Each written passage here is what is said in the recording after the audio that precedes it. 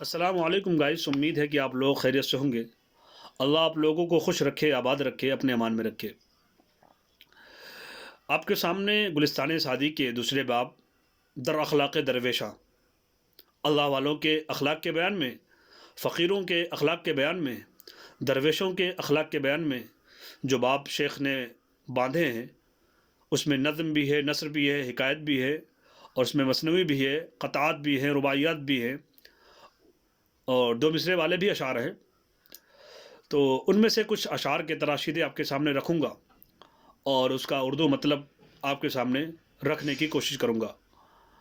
اب آپ اندازہ کریں گے، اب آپ دیکھیں گے کہ میں اپنے مقصد میں کتنا کامیاب ہوں۔ بلا کسی تاخیر کے آپ شعر دیکھیے اور اس کے مطلب کو دیکھیے۔ شیخ فرماتے ہیں: ہر کی جامارا پارسا بھی نی، پارسا داں و نیک مرد انگار، ورنہ دانی در نہانش چیست، محتسب را درون خانہ چیکار۔ شیخ فرماتے ہیں کہ اگر کسی نے دیندارانہ کپڑا پہنا ہے اور اس کا وضع قطع اسلامی ہے اور نیکوں کا لباس وہ زبتن کیے ہوئے ہے، تو اس کو نیک سمجھو اور اس کو اچھا آدمی خیال کرو، اگرچہ اس کے اندر کیا ہے تم اس کے اندر جانتے بھی نہیں، اس کے باطن میں کیا چیز ہے۔ تو تمہارا معاملہ کیا ہے؟ محتسب را درون خانہ چیکار، جس طرح دروگا کو اور کوتوال کو گھر کے اندر سے کوئی فرق نہیں پڑتا ہے کہ گھر کے اندر کیا ہے۔ عام پبلک میں کوئی انسان غلطی کرتا ہے، قانون کا النگھن کرتا ہے، قانون کے خلاف کرتا ہے، تو اس کے اوپر وہ کارروائی کرتا ہے۔ اسی طرح تم بھی کسی کے ظاہر کو دیکھ کر کے اسی طرح اس کو سمجھو، اس کے اندر گھسنے کی ضرورت نہیں ہے۔ یہ اللہ کا کام ہے، دلوں کا حال اور دلوں میں پیدا ہونے والے وسوسے کو اللہ جانتا ہے۔ آگے شعر میں شیخ فرماتے ہیں: بردر کعبہ سائل دیدم، ہمیں گفتو میں گرستے خوش، می نگویم طاعتم بپذیر، قلم عفو بر گناہم کش۔ شیخ فرماتے ہیں کہ کعبہ کے دروازے کے پاس میں نے ایک سائل کو دیکھا، ایک دعا مانگنے والے کو دیکھا، ایک اللہ والے کو دیکھا جو بہت ہی زیادہ رو رہا تھا اور روتے ہوئے یہ کہہ رہا تھا: ہمیں گفتو می گرستے خوش، می نگویم طاعتم بپذیر۔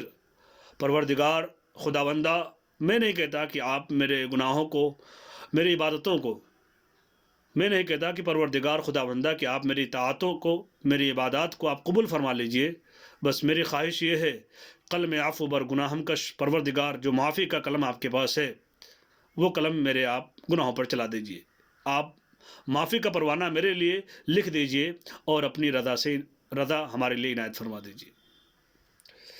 اور آگے ہے شیخ فرماتے ہیں: شنیدم کی مردان راہ خدا، دل دشمنا را نکردند تنگ، ترا کہ میسر شود ای مقام، کی با دوستانت خلافست و جنگ۔ فرماتے ہیں کہ جو اللہ والے ہوتے ہیں ان کے بارے میں سنا ہے کہ وہ دشمنوں کے دل کو بھی رنجیدہ نہیں کرتے ہیں، ان کو تنگ نہیں کرتے ہیں، ان کو پریشان نہیں کرتے ہیں۔ تم اللہ والے بننا چاہتے ہو، اللہ والا ہونے کا دعویٰ کرتے ہو، تمہیں یہ مقام اور یہ مرتبہ کیسے مل سکتا ہے جبکہ تمہارا اپنے دوستوں کے ساتھ، اپنے تعلق داروں کے ساتھ، متعلقین کے ساتھ، اعزا اقربا کے ساتھ تمہاری جنگ ہے اور اختلاف ہے۔ اگر محبوب بننا چاہتے ہو، منظور بننا چاہتے ہو، تو دشمنوں کو بھی گلے لگاؤ، دوستوں کو بھی قریب میں رکھو، اچھے طریقے سے پیش آؤ۔ ادفع باللتی احسن فاذا الذی بینک وبینہ عداوۃ کانہ ولی حمیم۔ اچھے طریقے سے، خوش کلامی سے، حسن اخلاق سے جب آپ پیش آئیں گے تو آپ کا دشمن بھی آپ کا دوست بن جائے گا، جگری اور پکا والا دوست بن جائے گا، شیخ فرماتے ہیں۔ آگے شیخ ایک اور نصیحت بڑے کام کی کرتے ہوئے نظر آتے ہیں۔ شیخ فرماتے ہیں: ہر کی عیب تو دگراں، ہر کی عیب دگراں پیش تو آورد و شمرد، بے گما عیب تو پیش دگرا خواہد برد۔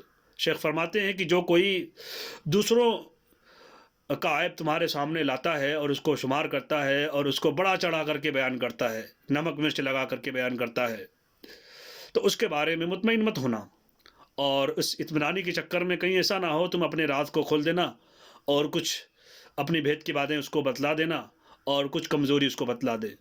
یہ نہیں ہونا چاہیے۔ یقیناً جو شخص دوسروں کی برائی آپ کے سامنے کرتا ہے، آپ کی برائی بھی وہ دوسروں کے سامنے لے کر کے جائے گا، دوسروں کے سامنے بیان کرے گا، تو ایسے آدمیوں سے چوکنا رہنے کی ضرورت ہے۔ میری تعمیر نہ دیکھ میری بنیاد پکی ہے، میرے اشعار میں لکھی ہوئی ہر بات سچی ہے، پروسے جائیں جب محفل میں جام غیبت کے، تو اس زنگ آلود محفل سے تیری تنہائی اچھی ہے۔ غیبت کے تعلق سے بڑی قباحتیں ہیں قرآن و حدیث میں، اور غیبت کرنے والا شخص ایسا ہوتا ہے کہ وہ اپنے مرے ہوئے بھائی کا گوشت کھاتا ہے۔ غیبت یہ بدکاری سے بھی بڑا گناہ ہے۔ غیبت سماج کو، معاشرے کو تباہ و برباد کر دیتا ہے، آپس میں حسد، دشمنی، جلن اور تمام باطنی بیماریوں کے پیدا کرنے کا یہ ذریعہ ہے، بلکہ یوں کہا جائے کہ ام الامراض ہے اور بیماریوں کا اور گناہوں کی جڑ ہے، تو اس میں کچھ بعید نہیں ہے، بہت ہی بڑا گناہ ہے۔ صحابہ کرام نے پوچھا کہ اللہ کے رسول، اگر کسی شخص کے اندر کوئی برائی ہے، اس کی برائی ہم لوگوں کے سامنے بیان کریں تو کیا یہ غیبت ہے؟ آپ نے فرمایا سنو، یہی تو غیبت ہے۔ اگر وہ برائی اس کے اندر ہے اور اس کی برائی کسی اور کے سامنے بیان کی جا رہی ہے پیٹھ پیچھے، تو وہ یہ غیبت ہے۔ اگر وہ برائی اس کے اندر نہیں ہے تو یہ تو بہتان ہو گیا، یہ اس سے بھی بڑا گناہ ہو گیا، یہ اس میں عظیم ہے، بچنا چاہیے ہمیں اور آپ کو اس سے۔ شیخ آگے فرماتے ہیں بیک نا تراشیدہ در مجلس برنجد دل ہوشمندہ بسے، اگر برکہ پر کنند از گلاب سگے درو افتد کند من جلاب۔ شیخ فرماتے ہیں کہ ایک بدخصلت کمینہ آدمی، بدطینت آدمی ایک مجلس میں کئی ہوش مندوں کا، کئی عقل مندوں کا، کئی نیک لوگوں کا وہ دل تنگ کرتا ہے، خراب کرتا ہے۔ اس لیے کہ اگر تالاب، گلاب سے بھرے ہوئے تالاب کو، گلاب کے پانی اور گلاب کے پتوں سے بھرے ہوئے تالاب میں کتنا پاکیزہ ہوتا ہے، اگر کوئی سگے در عزو افتد، اگر کوئی کتا اس کے اندر گر جاتا ہے تو اس پانی کو وہ گدلا کر دیتا ہے، اس پانی کو خراب کر دیتا ہے۔ جس طرح ایک مچھلی پورے تالاب کو گندا کرتی ہے، اسی طرح ایک کتے کے گر جانے کی وجہ سے پورا تالاب خراب ہو جاتا ہے، اسی طرح ایک آدمی کے خراب ہونے کی وجہ سے ایک آدمی کی نحوست پوری قوم پر پڑتی ہے۔ آگے شیخ فرماتے ہیں ترسم نہ رسی کعبہ بکعبہ اے عرابی کی راہ میں تو روی بترکستانست۔ شیخ فرماتے ہیں کہ اے عرابی، اے دیہاتی، مجھے تمہارے بارے میں اندیشہ ہے، مجھے خوف ہے اور میں ڈرتا ہوں کہ تم کعبہ نہیں پہنچ پاؤ گے، اس لیے کہ جو راستہ تم نے اختیار کیا ہے یہ راستہ ترکستان کا ہے، ٹرکی کا راستہ ہے، کعبہ کیسے پہنچو گے؟ تو لہذا بات سمجھ میں آ گئی۔ اس سے شعر سے مطلب یہ ہے کہ اگر کوئی اسلام کے علاوہ کوئی دین اور مذہب اختیار کرنا چاہتا ہے تاکہ اللہ کو پالے، اللہ کی رضا کو پالے، کامیاب ہو جائے، کامران ہو جائے، اور اللہ تعالیٰ نے جو نعمتیں بنائی ہیں جنت کی شکل میں اس کا وہ مستحق ہو جائے، تو کسی اور راستے سے یہ ممکن ہی نہیں ہے۔ ان الدین عند اللہ الاسلام، اللہ کے نزدیک دین اور دین فطرت وہ اسلام ہی ہے۔ ومن یبتغی غیر الاسلام دینا فلن یقبل منہ وہو فی الآخرۃ من الخاسرین۔ جو کوئی اسلام کے علاوہ کوئی اور مذہب اور دین اختیار کرے گا تو اللہ فرماتے ہیں کہ آخرت میں وہ خسارے میں ہوگا اور گھاٹے میں ہوگا، اور اس سے کچھ بھی قبول نہیں کیا جائے گا، کوئی عذر، کوئی سفارش اس سے قبول نہیں کیا جائے گا۔ اولئک لا خلاق لہم فی الآخرہ، ایسے لوگوں کے لیے آخرت میں کوئی حصہ نہیں رہے گا۔ فطرت اللہ التی فطر الناس علیہا لا تبدیل لخلق اللہ، اللہ کی جو فطرت ہے، جو ابتدائی آفرینش کے وقت جو اللہ تعالیٰ نے ایک وعدہ لیا تھا اولاد آدم سے، اللہ تعالیٰ نے حضرت آدم علیہ السلام کے پیٹھ پر جب اپنا دست قدرت پھیرا تھا تو اس سے تمام بنی آدم شروع سے لے کے آخر تک پیدا ہونے والے کی روحیں جب چوٹیوں کی شکل میں ظاہر ہوئی تھی تو اللہ نے ان سے عالم الست میں، عالم ارواح میں ایک وعدہ لیا تھا۔ وَإِذْ أَخَذَ رَبُّكَ مِن بَنِي آدَمَ ذُرِّيَّتَهُمْ وَأَشْهَدَهُمْ عَلَىٰ أَنفُسِهِمْ أَلَسْتُ بِرَبِّكُمْ، اللہ تعالیٰ نے بنی آدم سے جب عالم ارواح میں وعدہ لیا تھا أَلَسْتُ بِرَبِّكُمْ، کیا میں تمہارا رب نہیں ہوں؟ قالوا بلا، تو تمام لوگوں نے ایک بیک وقت کہا تھا کہ آپ پروردگار، آپ کیوں نہیں، آپ تو یقیناً آپ ہمارے رب ہیں اور ہمارے ہی پروردگار ہیں۔ اللہ تعالیٰ نے ہر بچے کو فطرت پر پیدا کیا ہے، فطرت اسلام پر پیدا کیا ہے کہ وہ ایک اللہ کی عبادت کرے اور اللہ کے دین پر وہ قائم رہے۔ اللہ کے رسول صلی اللہ علیہ وسلم کی حدیث یہ وضاحت کرتی ہے کہ کل مولود یولد علی الفطرہ علی فطرت الاسلام انا بواہ یحودانہ او ینصرانہ او یمجسانہ۔ اللہ کے نبی فرماتے ہیں کہ ہر بچہ، ہر نومولود پیدا ہونے والا بچہ وہ فطرت اسلام پر پیدا ہوتا ہے، لیکن اس کے ماں باپ اس کو یہودی بنا دیتے ہیں، اس کو عیسائی بنا دیتے ہیں، اس کو مجوسی اور آتش پرست بنا دیتے ہیں۔ تو ماحول کے حساب سے انسان ڈھل جاتا ہے، لیکن بہرحال ہر بچے کی خلقت اور پیدائش وہ فطرت اسلام پر ہی ہوتی ہے۔ فطرت اللہ التی فطر الناس علیہا لا تبدیل لخلق اللہ ذلک الدین القیم ولکن اکثر الناس لا یعلمون من الذین فرقوا دینہم وکانوا شیعا۔ لوگوں میں سے لوگ تو وحدانیت پر پیدا کیے گئے تھے، ایک اللہ کی عبادت کے پر جمنے کے تعلق سے وہ پیدا کیے گئے تھے حضرت آدم کے بعد، لیکن لوگوں نے کیا کیا؟ الگ الگ گروہ اور الگ الگ جماعتیں بنا لی، اپنے اپنے عبادت کے طریقے اور اپنے اپنے مذاہب کو انہوں نے تبدیل کر لیا۔ کل حزب بما لدیہم فرحون، اور ہر فرقہ، ہر جماعت اور ہر مذہب کے پاس جو بھی چیزیں اس کے سامنے ہیں وہ اسی میں خوش ہے، اسی کو حق اور سچ سمجھ رہا ہے، اس کے اندر تلاش حق کی جستجو ہے ہی نہیں، سب اسی میں خوش ہیں، سب اسی میں مگن ہیں، سب اپنے آپ کو سچ اور حق کہتے ہیں۔ تھوڑا سا اگر غور کریں اور مذاہب کا مطالعہ کریں تو ان کو بات سمجھ میں آ جائے گی۔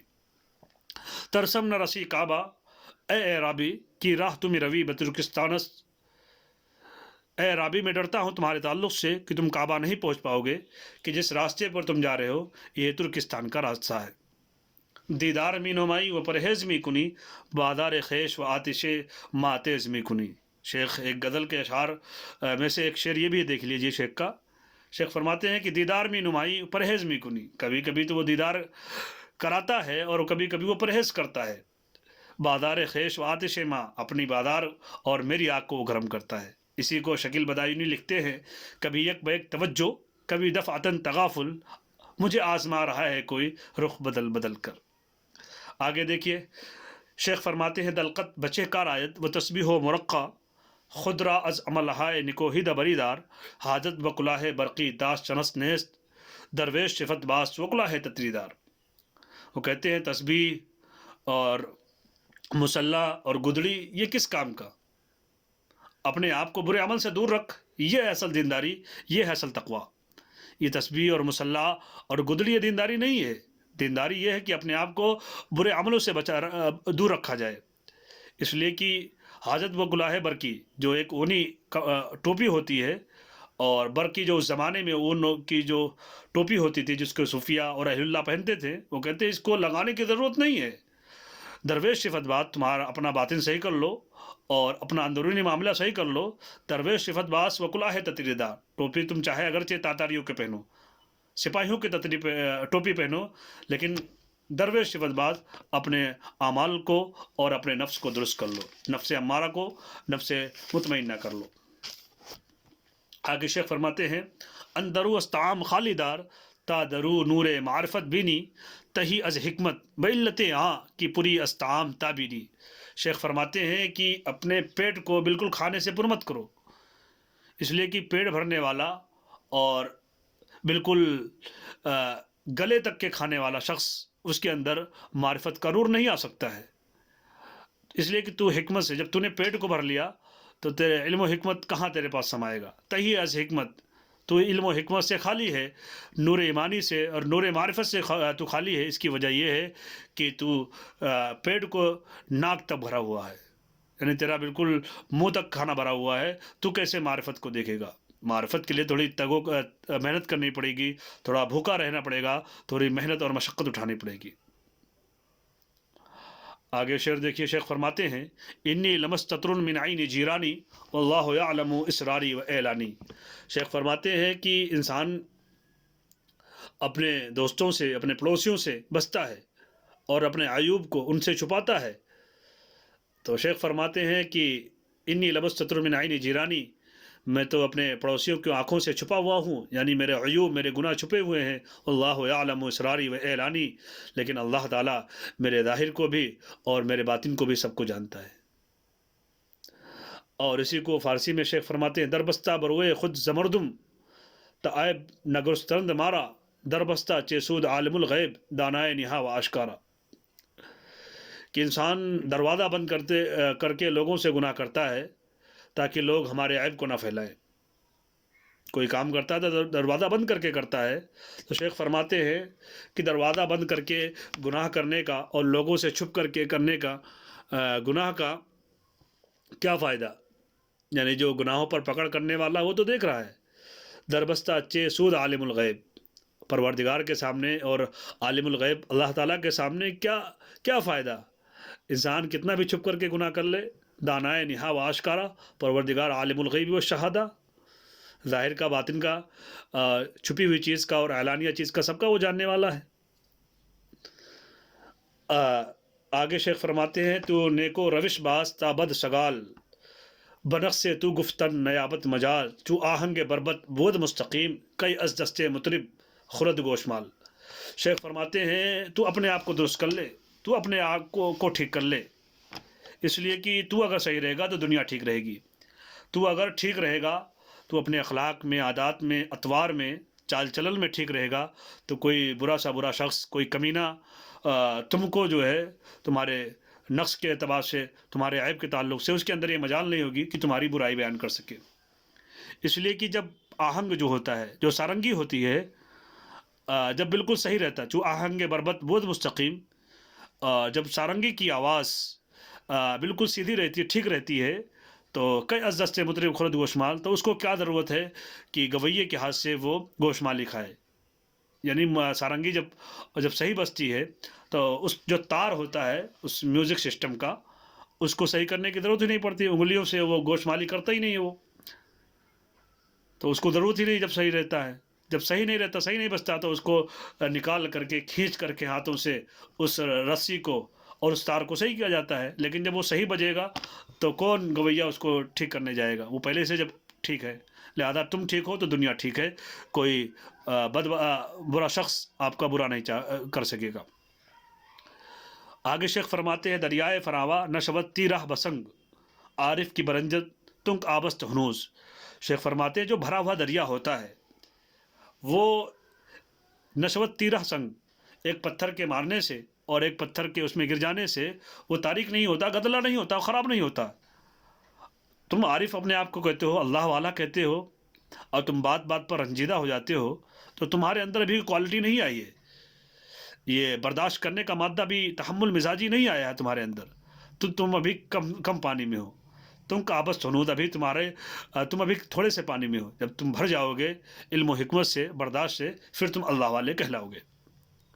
آگے پھر شیخ دنیا دار عالم کے لیے لکھتے ہیں ترک دنیا بمردم آموزن، خیشتن سیم و غلہ اندوزن، یعنی جو دنیا دار اور ظاہر پرست عالم ہوتا ہے، اور یہ کیا کرتے ہیں، لوگوں کو ترک دنیا کی تعلیم دیتے ہیں، زہد کی تعلیم دیتے ہیں، دنیا کی قباحت اور دنیا کی برائی بیان کرتے ہیں، لیکن ان کا معاملہ کیا ہے، خیستن سیم و غلہ اندوزن، لیکن وہ چاندی اور غلہ لوگوں سے جمع کرتے ہیں۔ عالم را گفت کی باشد و بس، ہرچے گوید نگیرت اندر ہرچے گوید نگیرت اندر کس، وہ عالم جو صرف باتوں باتوں میں کہتا ہے، کچھ کرتا نہیں ہے، تو کوئی شخص اس سے نصیحت حاصل نہیں کرتا۔ عالم آکس بود کی بد نہ کنت، عالم وہ ہے جو خود بھی برا کام نہ کرے، نہ گویت بخلق و خود نہ کنت، یعنی دوسروں کو تو کہے اور خود اس گناہ سے نہ بچے۔ اتامرون الناس بالبر وتنسون انفسکم، کیا تم لوگوں کو نیکی کی اور بھلائی کی تعلیم دیتے ہو، حکم دیتے ہو، اور اپنے نفسوں کو اور اپنے آپ کو بھلا بیٹھے ہو؟ تو ایک عالم کی کوالٹی اور یہ صفت نہیں ہونی چاہیے کہ جو خود بتلائے اس پر وہ عمل نہ کرے۔ عالم آکس بود کی بد نہ کند، عالم وہ ہے جو خود برائی نہ کرے، نہ بگویت بخلق و خود نہ کند، کہ مخلوق سے تو کہے اور خود اس پر عمل نہ کرے۔ عالم کے کامرانی وطن پروری کند، او خیشتن گمست کرا رہبری کند، وہ عالم کو جو صرف مفاد پرست ہو اور صرف اپنا پیٹ بھرنا جانتا ہو، وہ خود ہی جب گمراہ ہے وہ کس کی رہبری کر سکتا ہے؟ اپنے آپ کو پہلے سدھارا جائے، اور جب اپنے آپ کو جب سدھارا جاتا ہے تو انسان کی کہی ہوئی بات بڑی قاعدے کی لگتی ہے۔ ایک بزرگ کے بارے میں آتا ہے، ایک بزرگ کے سامنے ایک ماں اپنے بچے کو لے کر کے آئی اور کہا کہ حضرت اس کے لیے دعا کر دیجئے، اس کو نصیحت کر دیجئے، اس کو سمجھا دیجئے کہ یہ چینی بہت کھاتا ہے، شکر بہت کھاتا ہے، قند بہت کھاتا ہے، تاکہ یہ کم کھائے، اس کی وجہ سے اس کے دانت وغیرہ سب خراب ہو رہے ہیں۔ تو بزرگ چونکہ وہ بھی چینی وغیرہ کھاتے تھے اور خود وہ اس چیز کے شوقین تھے، تو انہوں نے کہا ٹھیک ہے کل آنا۔ تو وہ اس کی والدہ کل پھر آئی، تو انہوں نے کہا بیٹے چینی چھوڑ دو، زیادہ مت کھاؤ۔ تو ان کی ماں کو تھوڑا عجیب لگا، بچے کی ماں کو، کہ یہ بات تو آپ کل بھی کہہ سکتے تھے، تو انہوں نے کہا کہ کل تک میں اس چیز کا خود عادی تھا، میں اگر نصیحت کرتا تو نصیحت کارگر ہی نہیں ہوتی، کام ہی نہیں آتا اس نصیحت کا، لیکن میں نے خود اس چیز کو چھوڑ دیا ہے، تہیہ کر لیا کہ آج کے بعد میں خود نہیں کھاؤں گا، لہذا اب جب میرے اس چھوڑنے کی وجہ سے، میرے اس پر عمل کرنے کی وجہ سے اب میں جو نصیحت کروں گا وہ نصیحت کام کرے گا۔ تو ایسے بھی لوگ ہوتے ہیں۔ گرگسندت، آگے شیخ فرماتے ہیں، گرگسندت رسد تحمل کن کہ بے عفو از گناہ پاک شوی، اے برادر چو عاقبت خاک شوی، خاک شو پیش ادا کی خاک شوی۔ شیخ فرماتے ہیں کہ اگر کوئی تکلیف تم کو پہنچے تو اس تکلیف پر صبر کرو، برداشت کرو، تحمل کن، برداشت کرو، اور بعفو از گناہ پاک شوی، معافی دے کر کے اور معاف کر کے گناہ سے پاک ہو جاؤ، اپنے آپ کو پاک کر لو۔ کسی انسان، کوئی انسان آپ کو کے ساتھ تکلیف دے رہا ہے تو اس کو معاف کر دو اور اس کے گناہوں کو پاک کر دو، اس لیے کہ اے برادر، اے بھائی، جب عاقبت اور انجام خاک ہی ہونا ہے، مٹی ہونا ہے، خاک شو پیش ادا کی خاک شوی، وہ کہتے ہیں کہ اس سے پہلے مٹی ہو جاؤ، نرم مزاج ہو جاؤ، شالنتا اور خاکساری، منکسر المزاجی، بردباری خود اپنے اندر پیدا کر لو اس سے پہلے کہ تم مٹی ہو جاؤ، مر جاؤ۔ جب انسان کی عاقبت ہی خاک ہے تو خاک بن کے رہنا چاہیے، اس کے اندر شالنتا ہونی چاہیے، سادگی ہونی چاہیے، اور اس کے اندر جھکاؤ ہونا چاہیے۔ مٹی کی خاصیت یہ ہے، جو عاقبت خاک شوی، خاک شو پیش ادا کے خاک شوی۔ آگے شعر ایک اور ہے، اس کے بعد انشاءاللہ اجازت۔ شیخ فرماتے ہیں، نماند حاتم تائی و لیک تا ابد، بمانت نام بلندش من کوئی مشہور، زکات مال بدر کن کی فضل رز را، جو باغباں بزند بیشتر دہد انگور۔ شیخ فرماتے ہیں کہ حاتم طائی دنیا میں نہیں ہے، لیکن اس کا نیک نام مشہور ہے ہمارے سامنے، جب تک وہ رہے گا اس کا بلند نام نیک نامی میں مشہور ہوتا رہے گا، اس لیے کہ وہ بڑا سخی تھا، بڑا کریم تھا، لوگوں کو بڑا نوازتا تھا، لہذا زکوٰۃ کا جو مال ہے اس کو باہر کر، اس لیے کہ انگور کا جو فضلہ ہوتا ہے وہ جب باغبان اس کو کاٹ دیتا ہے، اس فضلے کو اور بڑھی ہوئی ڈالی کو، تو انگور کا جو پودا ہوتا ہے وہ زیادہ انگور دیتا ہے۔ لہذا انسان اگر کوئی اپنا مال جو زکوٰۃ کی شکل میں ہوتا ہے، صدقات کی شکل میں ہوتا ہے، اس کو جب نکال دیتا ہے تو اللہ تعالیٰ اس کو بڑھا دیتے ہیں۔ یمحق اللہ الربا ویربی الصدقات، اللہ تعالیٰ سود کو گھٹاتے ہیں اور صدقات کو بڑھاتے ہیں۔ ٹھیک ہے، اب اجازت۔